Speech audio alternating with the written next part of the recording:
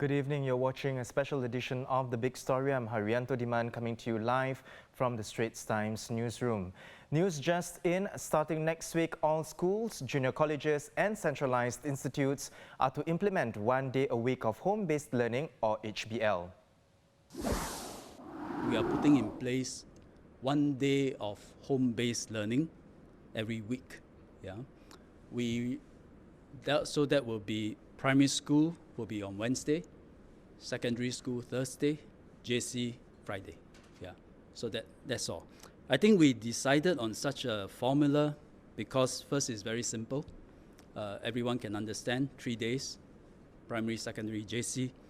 Second is it's scalable. And so if we need to increase it, we can. For primary schools, the home-based learning day is Wednesday. For secondary schools, Thursday, and junior colleges and centralised institutes will have their HBL day on Friday. At the same time, schools will also stagger dismissal times to reduce congestion when students take public transport or the school bus home.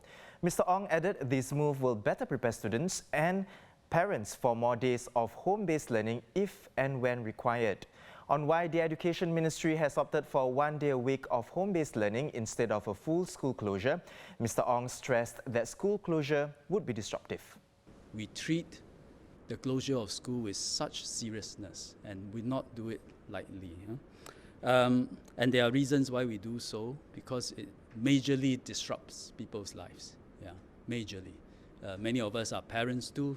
You know that when your kid don't go to school, your life is upset. Work and school go hand in hand. Once you close school, work cannot carry on. Mr. Ong also urged employers to work together with this new measure and provide a day off work for parents to help their children with this home-based learning. I really seek the understanding of parents that we need to do this. And parents have been very understanding, very accommodative. But now I seek your further understanding that 1 day a week, your child will be at home doing study. And so I know it can affect parents' work. It will, in fact. But we are starting Wednesday, so I hope work with employers. Employers, please be as understanding as possible, and support the parents, and do it 1 day a week. The Education Ministry also said co-curricular activities will remain suspended for the rest of this term. Likewise, external activities and those involved in the mingling of students across schools like learning journeys, outdoor learning activities at the Outdoor Adventure Learning Centres and the National School Games will also remain suspended. The Singapore Youth Festival Arts presentation will be cancelled.